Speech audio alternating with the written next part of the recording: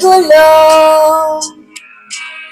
ang puso ko't isipan. Araw-gabi ay pangarap ka, at sa tuwin ay nababalikan. Dahil bang puso ko'y labis nang umibig sa'yo, kailan matitiis ang lihim ng pag-ibig ko?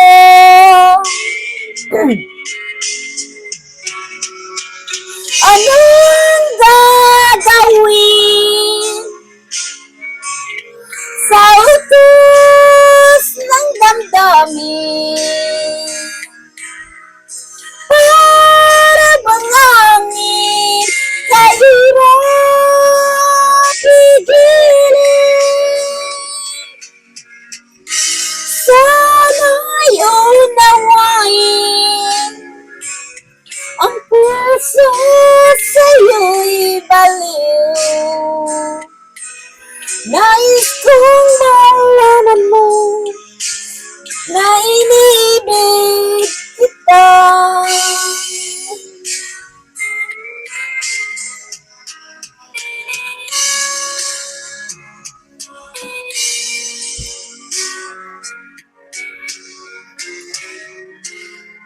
Hindi ko na sana pinagmasdan ang iyong ganda, at hindi na rin pinansin pa bawat ngiti mong may gayuman. Kala ko di ako ibig sa'yo, ikaw pala ang aakit sa puso ko.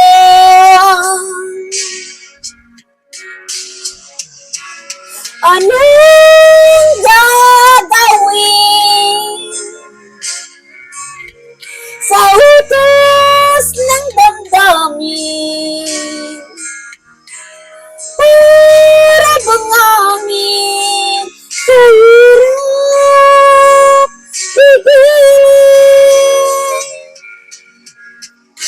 Sana'y unawain ang puso sa'yo'y baliw.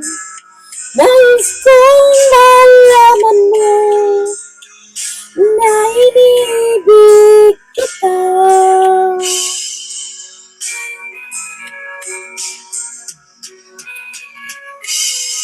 Nais kong malaman mo na inibig kita.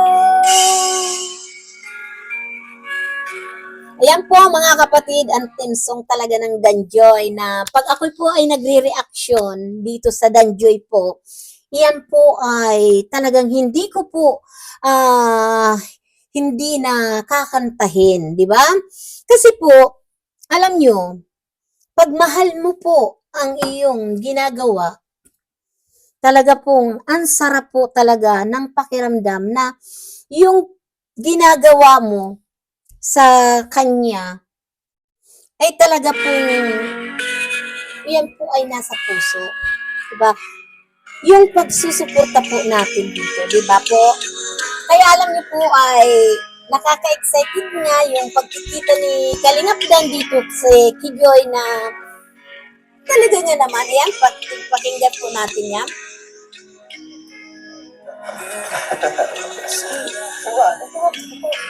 Iba na lang po talaga mainit. Sige. Opo ka.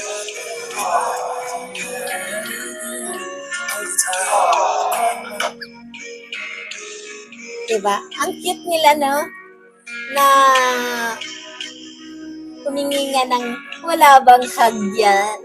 Ay, nako.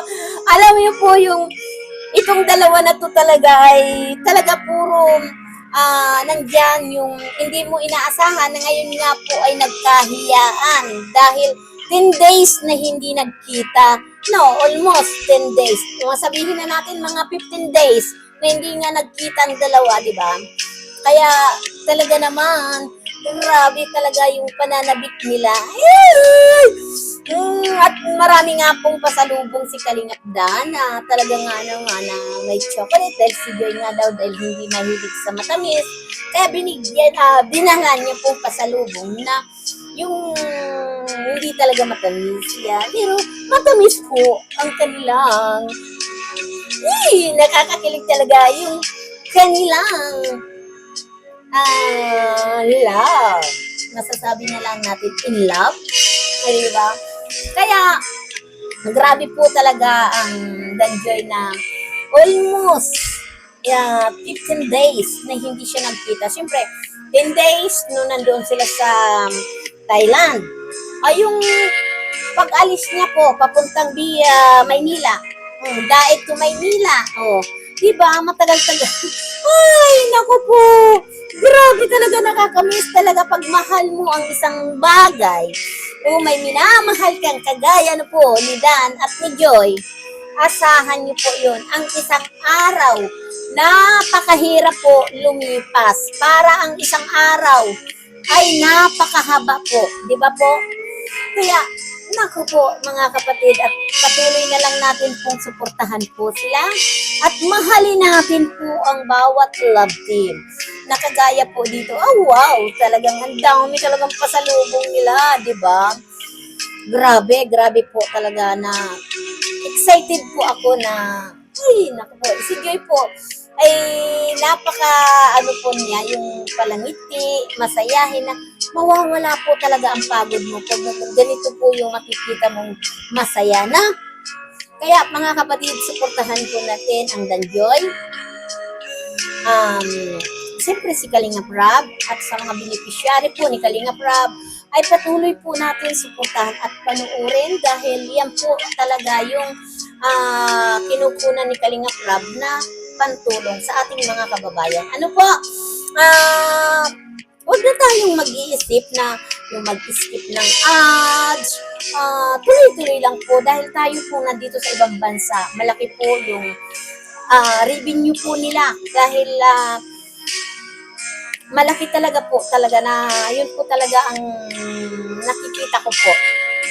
Kesa sa kumpara po dyan sa Pilipinas nyo ay hindi po talaga na tapos ang dami pang nag-skip ng ads dahil po yan ay dyan sa Pilipinas kung lalo na yung mga maldita lang po kung panunuorin po natin yung mga isang oras ay doon pa lang mauubos na po yung kanilang linulod. Kaya wag natin sasabihin po mga kapatid na ang mga viewers po na walang kwenta. Pero ang viewers po ang nagbibigay po talaga ng halaga. Sila po yung higit nakakatulong sa ating mga may channel at yung mga reactor or mga vlogger. Yan, tandaan nyo po. Dahil ang mga viewers po ay iyan po ay naglulod din po.